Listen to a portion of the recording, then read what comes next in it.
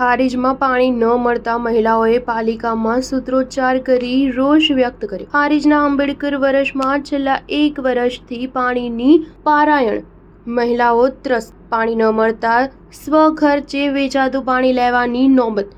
અગાઉ પણ પાલિકામાં મહિલાઓ પહોંચી પાલિકામાં કપડાં ધોઈ વિરોધ દર્શાવ્યો હતો।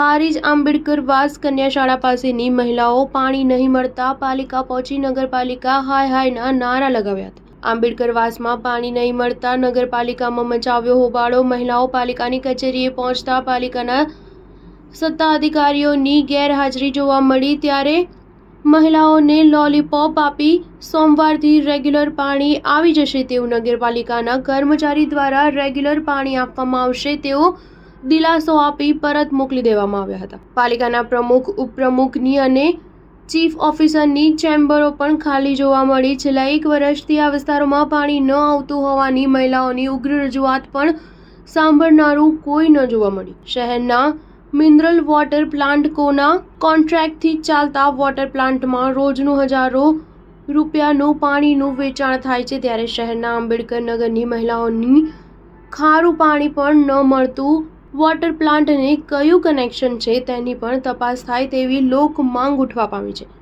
કે કોઈ મિલીભગતથી મિનરલ પ્લાન્ટમાં પાણીનું વેચાણ થાય છે તેની લોક ચર્ચા ઉઠવા પામી છે। મિનરલ વોટર વર્કર્સનું વેચાણથી થતું પાણી એક દિવસ પણ બંધ રહેતું નથી, ત્યારે વોટર વર્કર્સના નળ કનેક્શનની તપાસ થવી જોઈએ તેવું લોકમુખે ચર્ચાઈ રહ્યું છે। Star news 7 Patan. શું સમસ્યા છે તમારી?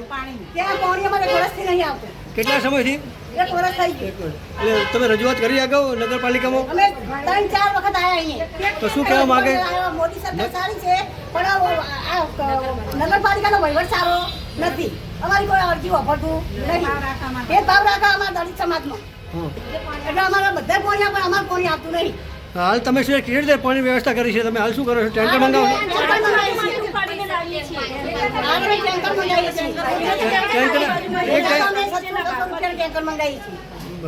શું નામ છે તમારું? મારું નામ ભીખીબેન।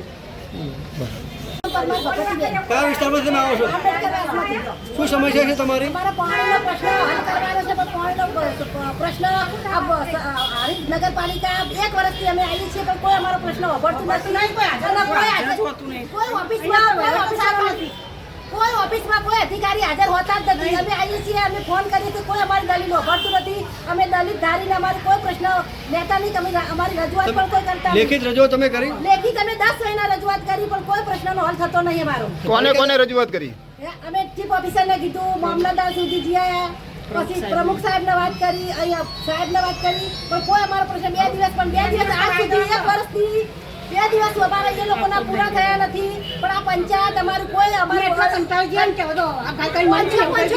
600 રૂપિયા આપીને બધે નગરપાલિકાના વોર્ડના જે તમારા જે કોર્પોરેટર છે એમને કોઈ રજૂઆત તમે કરો છો? કોર્પોરેટરને અમારી રજૂઆત કરીએ પણ કોર્પોરેટરે અમારી કોઈ રજૂઆત સાંભળતા નથી। જે પાણી છોડનારા ભાઈઓ અમારે કોઈ સાંભળતા નથી। વાત પણ છોડતા નહીં। અમે ખરા બપોરે જઈએ છીએ અમારો અધિકાર આપતા નહીં। અમના ભાડીને લોકો ગાયબ થઈ જાય છે। કેટલા સમયથી આ પ્રશ્ન છે તમારો? 1 વર્ષથી અમારો પ્રશ્નનો કોઈ હલ કરવા તૈયાર નથી। હવે જો અમારો પ્રશ્ન હલ નહીં કરે તો અમે આત્મહત્યા પણ કરવા તૈયાર છીએ। તમારા મહેલામાં કેટલા કુટુંબો છે? અમારા મહેલામાં 25 થી 30 ઘર હા, પણ એ 30 ઘરનો કોઈ પ્રશ્ન હલ કરતો નહીં। અમે રોજ આવીએ છીએ। દરેકને પાણી નથી આવતું કે અમારે બીજા 4-5 ઘર એમાં તો હાપુથી પાણી પણ આવતું નથી। મોટર ચાલુ કરીએ તો પાણી નહીં આવતી। એ લોકો જોવા આવે છે પણ શું કરીને જાય છે કોઈ ખબર પડતી નથી અમને।